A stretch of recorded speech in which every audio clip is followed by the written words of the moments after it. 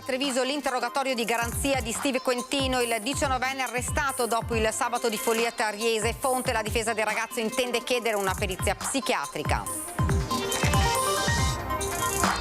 Nella Marca trevigiana sono le strade a continuare a causare decessi. Ad Asolo uno scontro tra una moto e un'auto condotta da una 25enne ha perso la vita nel pomeriggio un agricoltore di 48 anni di Altivole. Si sono calati dai Lucernari i ladri che nella notte scorsa hanno preso di mira il centro commerciale Conea Conegliano, migliaia di euro, il bottino, razziati ristorante, centro benessere e 2 negozi.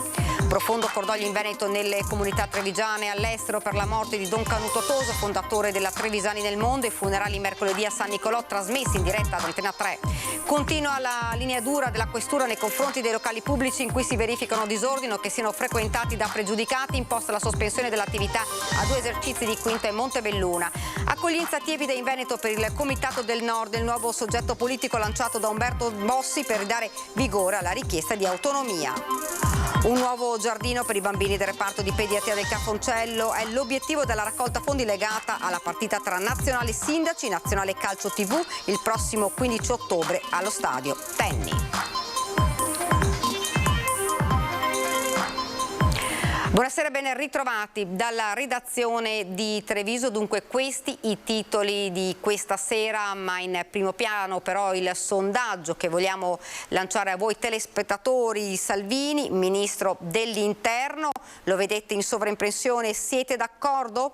Se siete d'accordo e quindi volete rispondere sì, componetelo 0422 1626 691. Se invece non siete d'accordo, quindi volete rispondere no, lo 0422 1626 690. Anche se trovate la linea occupata, il vostro voto viene registrato automaticamente con la chiamata. Ovviamente l'esito di questo sondaggio questa sera nella nostra trasmissione Ring. Ed ora la cronaca. Si terrà domani mattina in carcere a Treviso l'interrogatorio di garanzia di Steve Quintino, il 19enne protagonista del sabato di follia a Riese. E fonte: procura che al momento non ha dato ancora il nulla osta per i funerali di Mario Piva, il ciclista ucciso dal giovane nella sua folle corsa in auto. È il giorno del cordoglio in casa Piva a Loria. Per tutta la mattina si sono avvicinati parenti e amici della coppia per dare sostegno alla moglie del ciclista falciato dal 19enne Steve Quintino nella sua folle corsa di sabato mattina. Cordoglio nella riservatezza, come ci conferma al termine della visita uno dei conoscenti della coppia. No, non so niente perché siccome loro vogliono avere proprio, di conseguenza non sono neanche in grado di dirti niente. Mi dispiace proprio, no. Comunque gli ha portato la solidarietà. Sì, capisco il vostro lavoro. Però ecco. Comunque affranta la signora. Sì, dai, comunque va bene, dai. Grazie. Grazie a te. A Riese invece il sindaco ha fatto visita con l'assistente sociale alla famiglia di Steve Quintino. Un nucleo familiare che noi conosciamo da molti anni, come dicevo nei giorni scorsi alla stampa, che i nostri servizi sociali hanno seguito, ma è da qualche anno insomma avevano intrapreso anche una via di miglioramento con i tre ragazzi che lavoravano. Adesso si trovano di fronte a una tragedia anche loro, purtroppo, oltre a quella del povero signor Piva, e noi non li lasceremo soli, insomma. Il primo incontro oggi in carcere con Steve Quintino da parte dell'avvocato Paolo Miotti, che ha trovato il giovane alquanto confuso e distaccato dalla realtà. E se sul fronte giudiziario rimangono le accuse di omicidio stradale, duplice tentato omicidio, oltre che di rapine, lesioni, resistenza pubblico ufficiale, dall'altra parte si fa sempre più strada l'ipotesi di una perizia psichiatrica a breve, che stabilirebbe l'incapacità di intendere del 19enne. Confermata la traccia di cannabinoidi nel sangue del giovane, che però potrebbero essere residuo della sedazione pesante fatta sul posto all'atto dell'arresto. Domani ci sarà l'interrogatorio di garanzia da parte del magistrato titolare delle indagini, al quale difficilmente Steve sarà in grado però di rispondere. Procura che non ha ancora dato il nulla osta per i funerali del ciclista ucciso, mentre Barbara Zandonà, la mamma dell'omicida, pare abbia chiesto anche al sindaco Guidolin di intercedere con la famiglia di Mario Piva. Qui entriamo in una situazione molto delicata e sensibile. Non sta a me dare la possibilità alla mamma di poter chiedere perdono, spero di sì, però ovviamente sarà la moglie di Mario Piva a decidere se e quando poterlo fare. Poi andremo a Loria per sentire le parole del parroco su questa tragedia, però ora andiamo avanti con la cronaca e parliamo di un'altra tragedia, quella accaduta ad Asolo questo pomeriggio, uno schianto mortale tra una moto ed un'auto. La vittima è Giuseppe Poloni, imprenditore agricolo, 48 anni, di Altivole. Ancora sangue sulle strade della Marca, a terra la moto, l'auto poco più avanti ed il corpo del Centauro sull'asfalto. L'ennesima tragedia, il drammatico schianto è avvenuto in via Fermi, in zona artigianale di Asolo. Un attimo, una mancata precedenza e la moto è volata a terra. La vittima è Giuseppe Poloni, imprenditore agricolo di 48 anni, residente a San Vito di Altivole. L'incidente nel pomeriggio, poco prima delle 15, nei pressi di una rotatoria. Secondo una prima ricostruzione da parte della polizia locale di Asolo, un'auto, una Lancia Y condotta da una 25enne, non avrebbe rispettato la precedenza, travolgendo la moto. Sul posto sono intervenuti medici e infermieri del SUAME di Crespano. Ad accorrere sul posto per tentare di prestare i primi soccorsi un'infermiera che ha tentato l'impossibile per strappare il 48enne alla morte. Ma purtroppo non c'è stato nulla da fare per il Centauro, troppo gravi le ferite riportate. Entrambi i veicoli sono stati posti sotto sequestro, patente ritirata alla ragazza. La Procura della Repubblica aprirà un fascicolo per omicidio stradale, una scia di sangue che non si ferma. Innanzitutto le condoglianze alla famiglia della vittima e anche una vicinanza alla famiglia della giovane alla guida dell'auto pericolo a lei stessa. Secondo me, per cercare di arginare questo costante stillicidio, perché di questo secondo me dobbiamo parlare, dovremmo agire su più fronti, in particolare due. Il primo, introdurre l'educazione stradale nelle scuole, come è già stato fatto con la reintroduzione dell'educazione civica, e in secondo luogo direi anche inasprire un po' le pene da un lato, ma dall'altro una maggiore presenza di sistemi di controllo lungo le arterie principali. Altro grave incidente questa mattina a Mogliano Veneto, in via Pio X. Un anziano, 77enne residente nella zona, è stato investito da un'auto. L'uomo ha riportato lesioni gravissime ed è stato trasportato d'urgenza all'ospedale Cafoncello di Treviso, dove è ricoverato in prognosi riservata. La dinamica del grave incidente al vaglio degli agenti della polizia locale di Mogliano Veneto. 2 parapendi precipitati nel pomeriggio a Borso del Grappa, il primo intorno alle 15:30, ferita in modo molto grave una 46enne originaria della Repubblica Ceca, trasportata con l'elicottero del SUEM all'ospedale di Treviso. Illeso invece il pilota del secondo parapendio caduto intorno alle 16:15. E continuiamo con la cronaca, questa volta ci spostiamo a Conegliano. Si sono calati dal Lucernario e sono entrati nel centro commerciale di Conegliano. Colpo a Conegliano, 4 negozi sono stati svaligiati. Sono entrati da qui nella notte, da questo Lucernario, e si sono calati direttamente nel salone di bellezza. Poi hanno agito con tranquillità, forando muri e passando da un negozio all'altro. Danni ingentissimi. I malviventi, sicuramente in più di 2, hanno poi arraffato di tutto, merce, prodotti e soldi, e si sono allontanati. Non c'è sicurezza, dice Stefania Zana del Centro Benessere, una delle vittime di questo raid. Assolutamente sì, anche perché appunto è la seconda volta in 15 giorni, in 2 weekend. Sono entrati sempre dalla stessa parte, entrati e usciti sempre dalla stessa parte. Hanno trovato ovviamente già un buco che avevano fatto per passare dal nostro negozio ad un altro già aperto, perché non è stato richiuso, e hanno rotto da un'altra parte per passare ad un altro negozio, dopo aver naturalmente portato via tutto quello che avevano trovato, perché avevamo riordinato la merce. Quindi noi, oltre al denaro, abbiamo subito danni alle pareti e ci hanno portato via tutta la merce. Non è la prima volta che il centro commerciale viene preso di mira dai malviventi. Un anno fa, stesso modus operandi, ma anche la scorsa settimana, come ci racconta Stefania, i danni sono ingenti. L'altra volta, tra merce, denaro e danni a macchinari e quant'altro, siamo sui 35.000 euro. Questa volta stiamo ancora facendo i conti, ma più o meno siamo lì.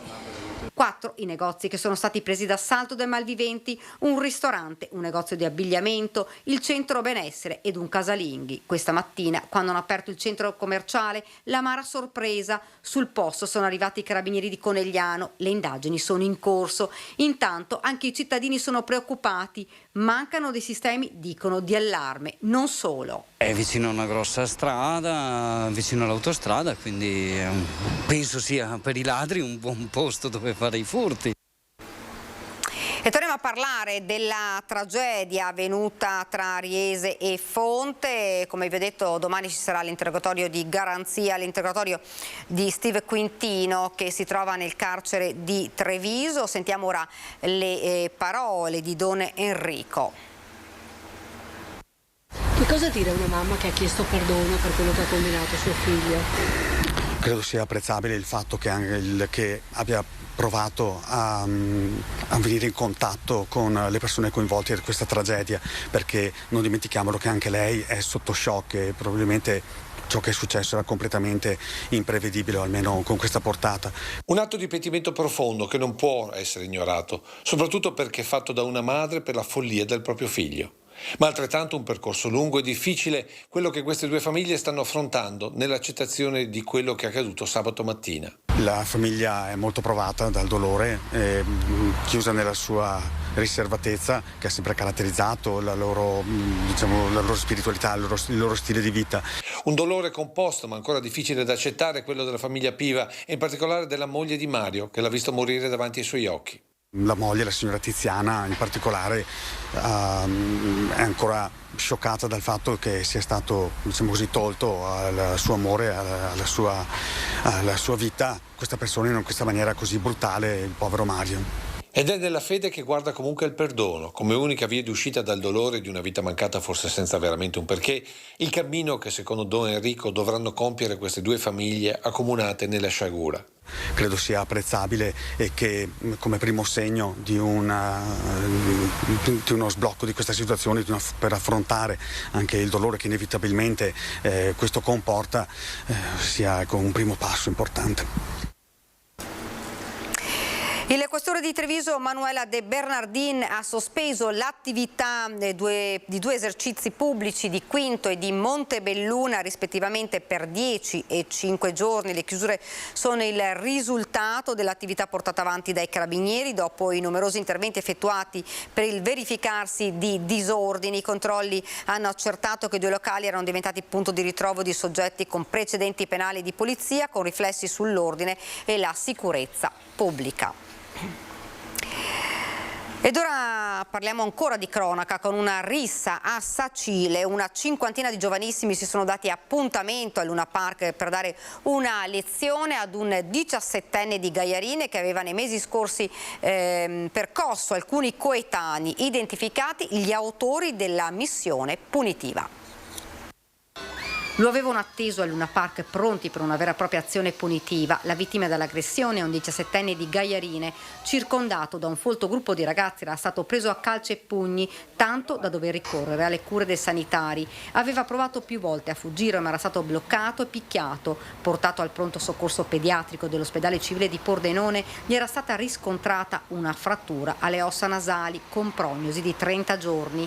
I fatti erano accaduti lo scorso 19 marzo. Le indagini dei carabinieri hanno portato all'individuazione dei responsabili. Grazie alle telecamere di videosorveglianza, alla testimonianza di altri giovani e alle immagini girate con i cellulari, sono stati deferiti alla Procura della Repubblica e alla Procura per i minorenni di Trieste 3 aggressori responsabili delle lesioni. Si tratta di un 19enne di Godega Sant'Urbano, un 20enne residente a Porcia e un 17enne residente a Fiume Veneto. I 3 devono rispondere dei reati di violenza privata e lesioni gravi in concorso. L'episodio era scaturito da 2 avvenimenti accaduti nei mesi precedenti sempre a Sacile, nei quali il 17enne di Gaiarine, a seguito di litigi, avrebbe percosso suoi coetanei provenienti dalla provincia di Treviso. Il 19 marzo, quindi, numerosi ragazzi provenienti da Pordenone, Conegliano e Vittorio Veneto si sono trovati con l'intento di dare una lezione al giovane. Strano Saranno presenti quasi tutti i gonfaloni delle sedi dei trevisani nel mondo ad accogliere mercoledì pomeriggio nel Tempio di San Nicolò a Treviso la salma di Monsignor Canuto Toso per i funerali che Antenna 3 trasmetterà in diretta televisiva e in streaming per tutto il mondo. 2 ali di gonfaloni in rappresentanza di tutti gli emigranti che l'hanno conosciuto ed apprezzato. Saranno loro che attenderanno mercoledì pomeriggio all'esterno del Tempio di San Nicolò l'arrivo di Don Canuto Toso nel giorno del suo ultimo viaggio. Ennesimo segno tangibile dell'impegno che ha contraddistinto la vita umana e sacerdotale di quello che sarà ricordato come il parroco degli emigranti. È un ricordo triste in questo momento, di tristezza per tutta la nostra associazione. È stato il faro della Trevisani fin dalla sua fondazione dal 1973. È lui quello che l'ha voluta. Aveva la vocazione per dedicarsi alle persone che lavorano. A un certo punto, quando voleva fare il missionario all'estero, è stato convinto a preoccuparsi dei lavoratori anche che vivono in provincia di Treviso, oltre a quelli che vivono all'estero. Quindi ha fondato la Trevisani. Associazione che serviva da ponte tra chi era partito con la valigia di cartone e la propria terra. Ma Don Canuto aveva già capito i cambiamenti del mondo dell'emigrazione, guardando alla Marca molti anni dopo come terra di immigrazione. Don Canuto era vicino anche agli immigrati. Noi siamo un territorio che da territorio di emigranti è diventato territorio di immigrati. Ecco, a questi immigrati noi possiamo, con i nostri valori, possiamo fare scuola, essere di esempio, e quindi questo credo sia il nuovo ruolo della Trevisani. E nel suo testamento morale c'è l'attenzione alla nuova immigrazione trevigiana, quella dei giovani, oggi come ieri, in cerca di un futuro migliore. Sono giovani soprattutto dei cervelli. Da qualche tempo, da qualche anno, Don Canuto si preoccupava molto di questi giovani.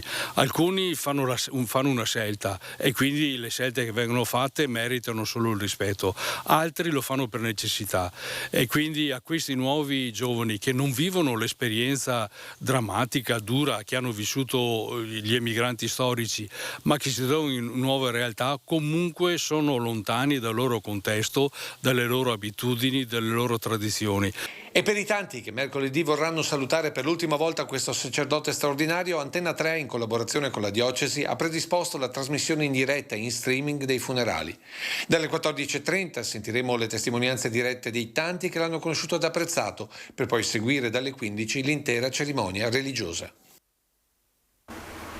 E ora siamo alla politica, accoglienza tiepida in Veneto per il Comitato del Nord, il nuovo soggetto politico lanciato da Umberto Bossi per dare vigore alla richiesta di autonomia per i militanti. Quello che serve è un vero confronto tra la base e i vertici della Lega.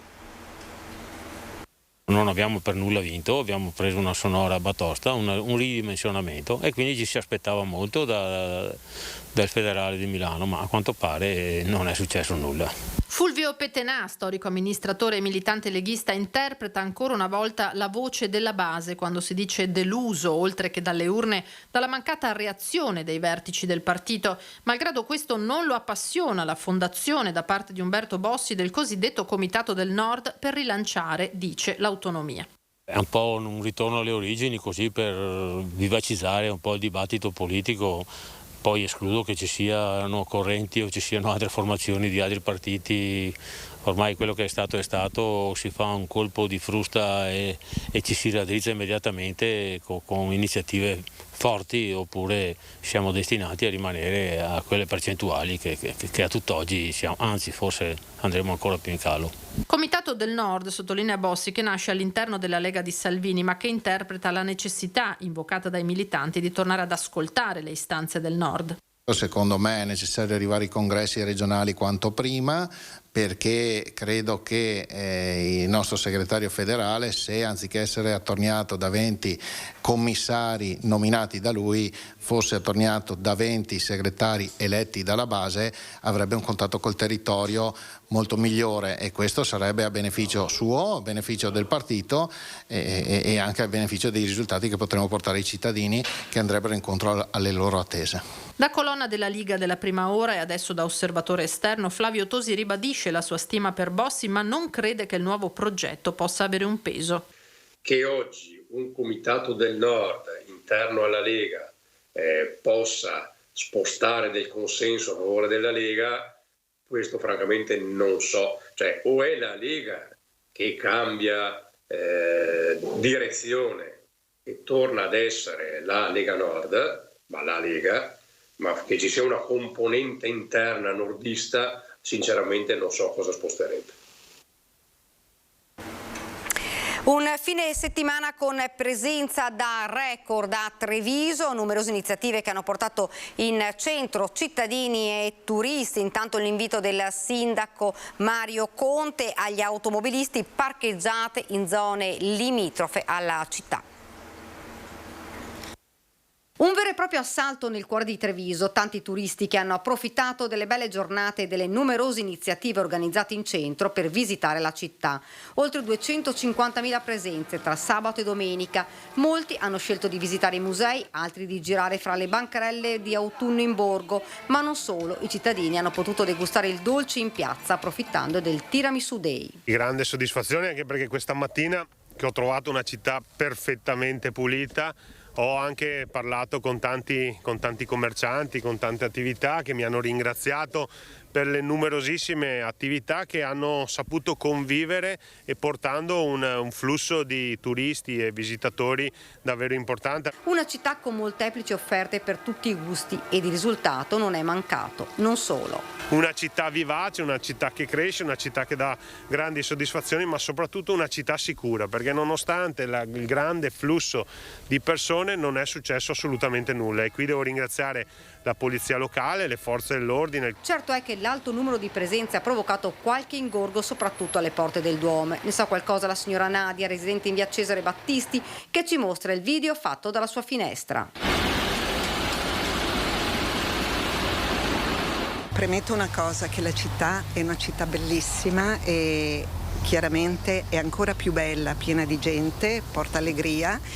Però noi residenti subiamo in queste situazioni un grosso problema relativo allo smog che si viene a creare e all'impossibilità anche di poterci muovere letteralmente. Immediata la risposta del sindaco Conte. Stiamo incentivando con la cartellonistica a parcheggiare nelle zone limitrofe al centro, e devo dire che è una soluzione che sta portando dei risultati assolutamente soddisfacenti, quindi dalla Piani piuttosto che al Parco del Negro, insomma ci sono dei bei contenitori di parcheggi che consentono di arginare quelle situazioni di emergenza ed evitare che ci siano situazioni particolarmente critiche. Una soluzione, spiega la residente, ci sarebbe. La soluzione quale potrebbe essere? Io non sono un tecnico, ma col sindaco si pensava appunto di chiudere l'accesso all'altezza del varco che c'è a Porta Calvi. Ed ora ci fermiamo, qualche istante di pubblicità e torniamo qua in studio.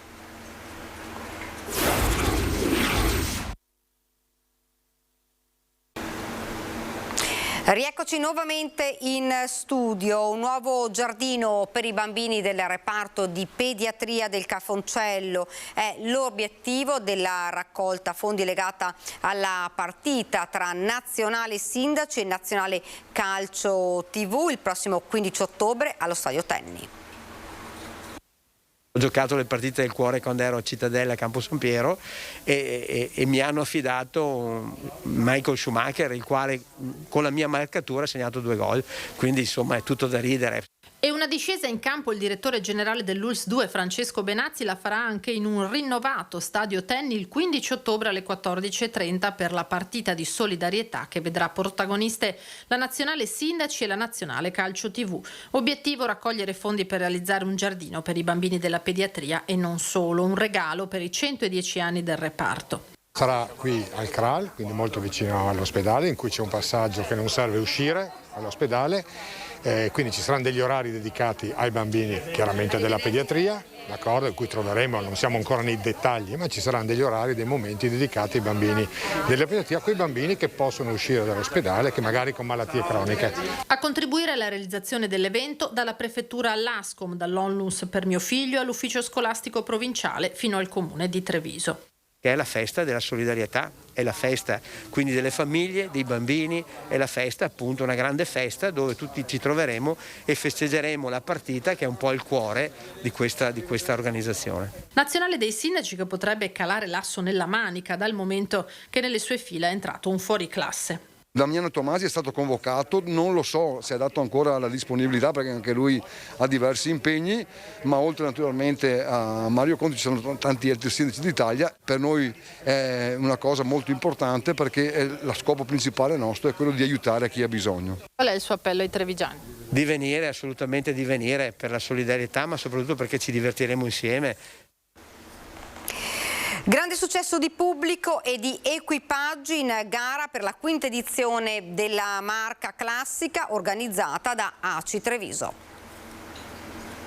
72 equipaggi provenienti da ogni parte d'Italia per la quinta edizione della marca classica, un appuntamento che unisce le auto storiche alle bellezze paesaggistiche della provincia di Treviso. Una manifestazione che quest'anno ha registrato una partecipazione di vetture d'epoca superiore al 2021 e grande è stata anche la risposta del pubblico che sia sabato che domenica ha seguito prima le prove poi la gara. Gara partita da Treviso e che si è snodata tra Castelfranco, Cavaso, Asolo, tornando nel capoluogo della marca dove era collocato il traguardo finale. Gara molto tecnica, percorso bellissimo, con delle insidie messe veramente in maniera gagliarda, come si dice. Molto bello, interessante, molto anche tecnico. Sì, ci sono molte cose, insomma, anche piacevoli, voglio dire, anche da affrontare. Da Bergamo, quindi un viaggetto, però siamo contenti, gara veramente organizzata bene. Equipaggi agguerriti soprattutto per la posta in palio. Ci sono almeno una decina di top driver, cioè quelli più bravi, e siamo alla 10ª tappa di quello che è il campionato d'Italia, ne mancano altre 2 e pertanto nelle ultime 3, come si dice, insomma, si cominciano a fare i calcoli di chi può ambire a diventare il campione dell'anno. Auto d'epoca, tra le più storiche del 1910 a quelle, si fa per dire, più recenti del 1990, molti provenienti da Lombardia, Toscana ed Emilia-Romagna, che oltre al percorso hanno apprezzato la bellezza dei luoghi attraversati, perché sempre più la marca classica raccoglie consensi per l'offerta turistica che propone. Piano piano stiamo diventando, oltre a una gara, proprio un marchio di qualità, e questo ci fa molto piacere perché la gente ci apprezza, soprattutto non solo per i bei percorsi ma anche per tutto il contorno, tra cui la nostra ospitalità e naturalmente la bellezza del territorio di Treviso e della marca trevigiana. Per la cronaca, quarta vittoria su 5 edizioni per Alberto e Giuseppe Scapolo, che con la Fiat 508C tagliano per primi il traguardo finale. Si sono dati appuntamento a Mogliano per ricordare e rivivere, anche se solo per una sera, la vita scolastica dopo ben 47 anni. Protagonisti i 23 studenti della terza B della scuola media di Peseggia e la loro insegnante di italiano. Un legame che non si è mai sciolto nemmeno dopo 47 anni, a fare da collante il teatro e il Piccolo Principe. Una storia che lei stessa potrebbe diventare la trama di un libro e che invece nella realtà è diventata la protagonista di una serata speciale vissuta a Mogliano dai 23 studenti dell'ex terza B della scuola media statale di Peseggia. Una serata che nasce alcuni mesi prima, quando un'ex studentessa incontra la professoressa di italiano Paola Brion. L'emozione della docente di fronte alla sua alunna è al ricordo di quella classe speciale, un gruppo di studenti che la docente aveva accompagnato dalla prima alla terza tra il 1973 e il 1975, condividendo con loro non solo le lezioni mattutine ma anche il corso di teatro al pomeriggio, culminato con la rappresentazione del Piccolo Principe. Da lì l'idea di ritrovarsi tutti insieme, prima il tantan sui social, poi il passaparola, alla fine tutti rispondono, è proprio il caso di dirlo, all'appello. Il 1° ottobre in un agriturismo a Mogliano, l'incontro al quale partecipa anche la professoressa Brion, oggi 84enne. Per l'occasione e per rivivere appieno il clima scolastico, gli ex studenti ricostruiscono in una stanza la classe di allora, con tanto di banchi, cartina geografica e naturalmente registro di classe. Campiotto Fabio, Casolano Giuseppe. E dopo la cena, che è stato il momento per condividere la vita da studenti e quella attuale, tutti di nuovo in classe per la consegna di una targa alla professoressa e per la proiezione di un video dedicato a loro, agli studenti della terza B della scuola media di Peseggia.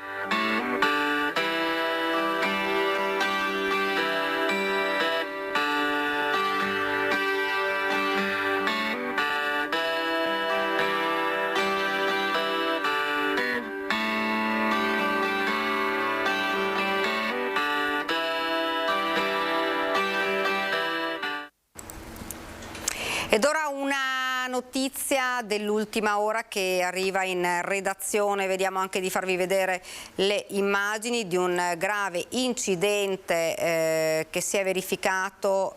Adesso ve lo faccio vedere, che si è verificato in autostrada in A4 tra gli svincoli di Porto Gruaro e Sastino di Livenza al chilometro 441 in direzione Venezia per un tamponamento tra 4 mezzi pesanti e un'autovettura deceduta. L'automobilista e i pompieri sono intervenuti da Porto Gruaro e Motta di Livenza, hanno messo in sicurezza i mezzi ed hanno estratto dall'auto la conducente. Purtroppo, nonostante i soccorsi, il medico del SUEM ha dovuto dichiarare la morte della donna sul posto della polstrada. Il personale di Autovie Venete, intervento in corso di soccorso ancora in atto. Ed ora invece ci spostiamo e andiamo a vedere la nostra pagina da Belluno e provincia.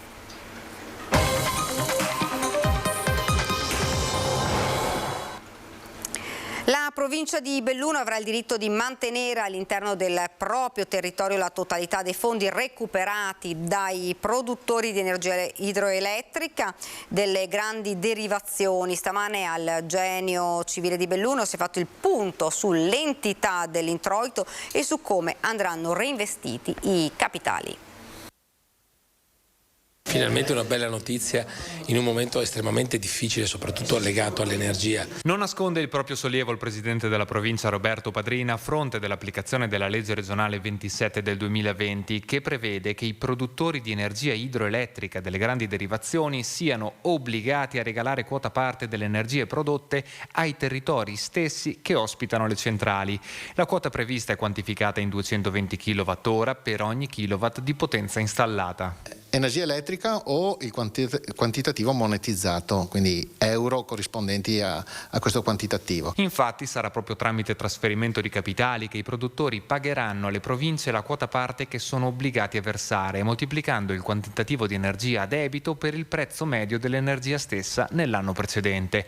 Per la provincia di Belluno, che produce il 66% di tutta l'energia idroelettrica veneta e che per disposizione regionale potrà mantenere all'interno del territorio la totalità dei rimborsi previsti, l'importo annuo in ingresso nelle casse provinciali dovrebbe aggirarsi tra i 6 e i 10 milioni di euro, che si aggiungono ai già presenti canoni idrici e che la provincia intende destinare ai settori maggiormente indigenti, primo su tutti quello delle RSA, al fine di contenere l'aumento delle rette mensili.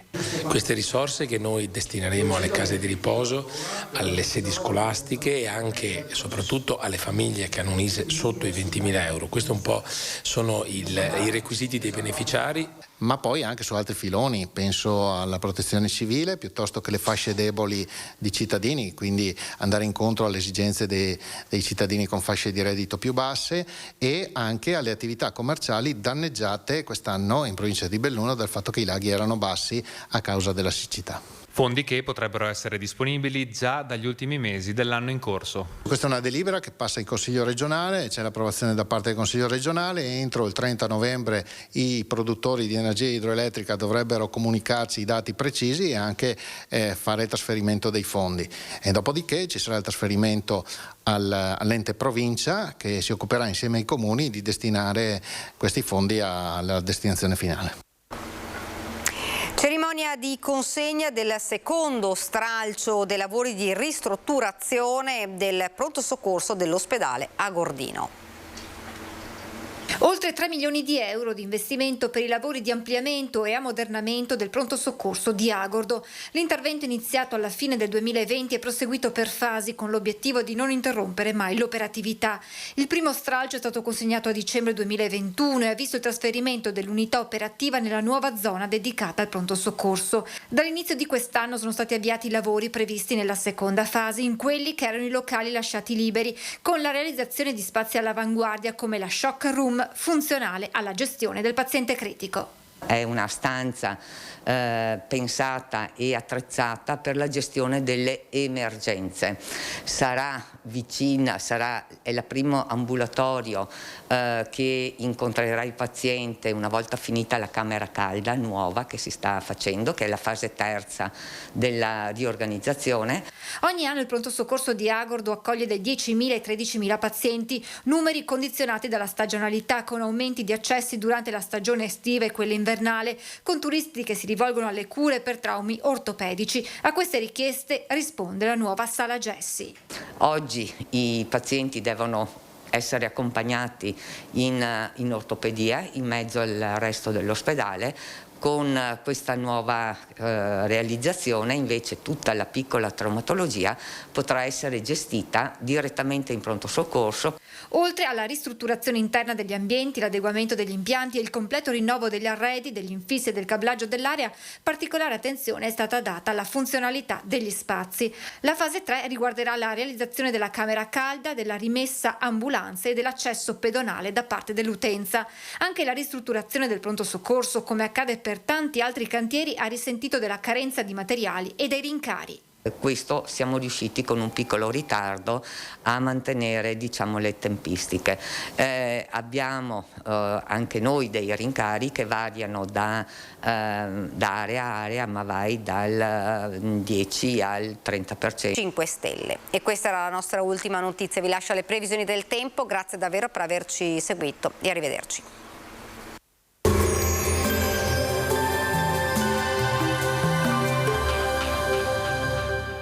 Entra nel mondo Lolato.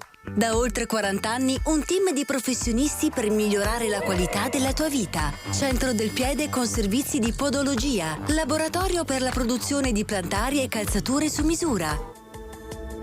Benvenuti al meteo. Si rinforza l'alta pressione di matrice subtropicale, garanzia di tempo stabile e clima molto mite. È la cosiddetta ottobrata, segnata appunto da valori superiori alla media. Vediamo insieme il dettaglio. Sul Veneto sarà soleggiato, cielo poco nuvoloso con qualche velatura e locali addensamenti, ma innocui, precipitazioni assenti. La stabilità atmosferica potrà favorire la formazione di locali foschie o nebbie in pianura e nelle valli durante la notte e il primo mattino.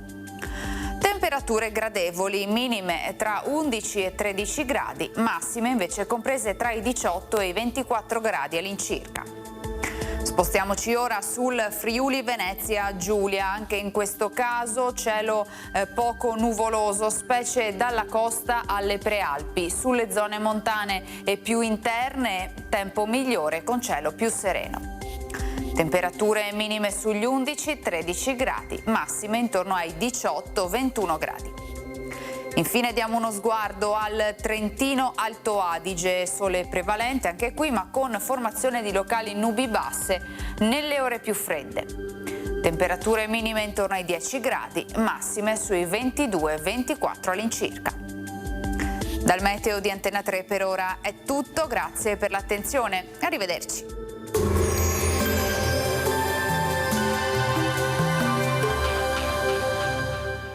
Busti, tutori e protesi di arto personalizzati. Ortopedia e sanitaria Lolato. A Treviso e Montebelluna. Lolato, soluzioni per star bene.